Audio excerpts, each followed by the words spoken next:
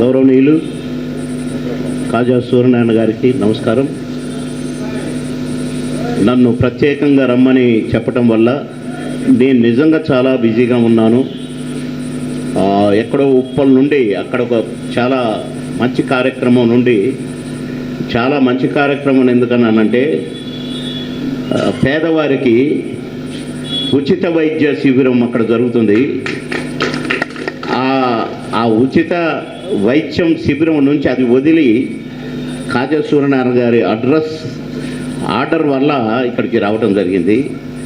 రెండవది, నాకు రామానాయుడు గారు అంటే చాలా ఇష్టం, చాలా గౌరవం, చాలా ప్రేమ.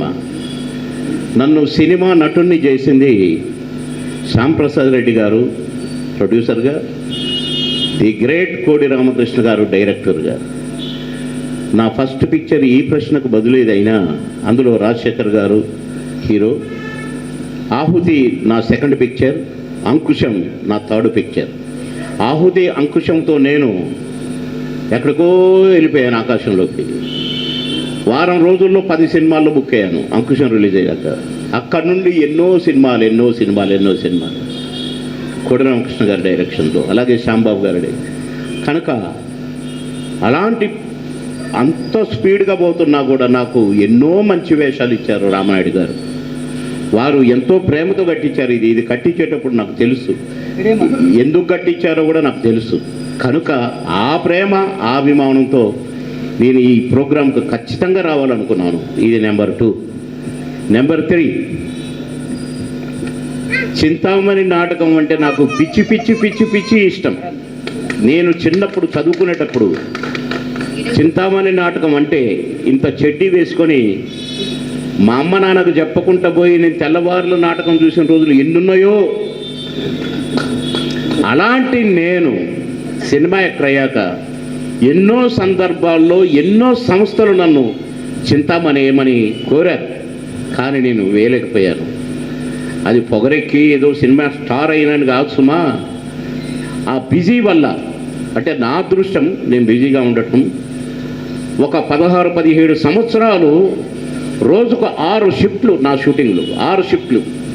6వ షిఫ్ట్ తెల్లవారుజామున 4 to 6 6వ షిఫ్ట్. రోజుకు 6 షూటింగ్లు చేసేవాడిని రోజుకి. అలాంటి బిజీలో నేను చేయలేకపోయినా. అబ్బా ఇది మిస్ అయ్యాను. ఇప్పుడు కూర్చొని కూడా అనుకుంటున్నా ఇది మిస్ అయ్యానే నేనని. ఒకటి అదైతే, రెండవది, నేను 3 సార్లు ఎమ్మెల్యేగా ప్రజలతో ఓట్లు వేయించుకొని గెలిచాను. 3 సార్లుగా ఒక సినీ నటుడు ఓట్లు వేయించుకొని గెలిచిన సినీ నటుడు ఉన్నారో లేరో మీకే తెలుసు. 2 రాష్ట్రాలకు క్యాబినెట్ మంత్రిగా పనిచేశాను. ఆ బిజీలో కూడా అక్కడ కూడా 3 సార్లు ఎమ్మెల్యేగా బ్రహ్మాండంగా శభాష్ అనిపించుకున్నాను. ఇట్లుండాల ప్రజాప్రతినిధులు, రాజకీయ నాయకులు అంటే అనిపించుకున్నాను. మంత్రిగా కూడా అలాగే అనిపించుకున్నాను. మంత్రిగా నాకు ఆన్లైన్లో మార్కులు పెట్టారు చంద్రబాబు గారు. 97.4 మార్క్స్ నాకు పెర్ఫార్మెన్స్. కష్టపడ్డాను. అలా ఉండి కూడా ఈ నాటకం వేయలేకపోయాను. కానీ నాటకం చూడటానికన్నా నన్ను కాజా సూర్యనారాయణ గారు పిలిచారు, చాలా సంతోషం. నేను ఇప్పుడు చెప్పినవన్నీ సినిమాల డైలాగులు కావండి, ఒరిజినల్ ఫైట్, లైఫ్తో ఫైట్. మీకు తెలుసా ఇవన్నీ? 3 సార్లు ఎమ్మెల్యే తెలుసా? మంత్రిగా పనిచేసే తెలుసా? 2012 సినిమాలు పూర్తయినాయి మొన్నటితో.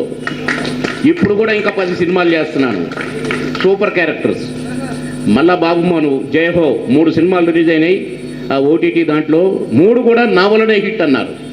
అహో భగవానా ఏదో ఒక సినిమా, బామ్మ చెప్పిన కథ ఒక సినిమా, అదే ఇంకొకటి సినిమా. 3 సినిమాలు కూడా నా వలనే ఆడుతున్నాయట. నాకు తెలియదు, నేను చూడలేదు. కాబట్టి అలాంటి పరిస్థితుల్లో ఈ చింతామణిని మిస్ అయినా, ఇవాళ చూసినా, కొద్దిగా చూసినా చాలు, ఒక్క మెతుకాయ చేసిన మనకు అర్థమైపోతుంది. కనుక నాటకం తెలుసు కనుక ఏమనుకోవద్దు. నేను వెళ్తున్నాను, అక్కడ చాలా దూరం వెళ్ళాలి. కాబట్టి మీ అందరికీ నా అభినందనలు, మీ అందరికీ నా నమస్కారాలు. కాజా సూర్యనారాయణ గారికి ప్రత్యేక నమస్కారాలు, కలెక్టర్ గారికి నమస్కారం. సో మాట్లాడాం, 5 రోజులు మాట్లాడాం. 5 రోజులు బ్రహ్మాండంగా సక్సెస్ఫుల్గా చేసాం. మిమ్మల్ని మనస్ఫూర్తిగా అభినందిస్తున్నాం.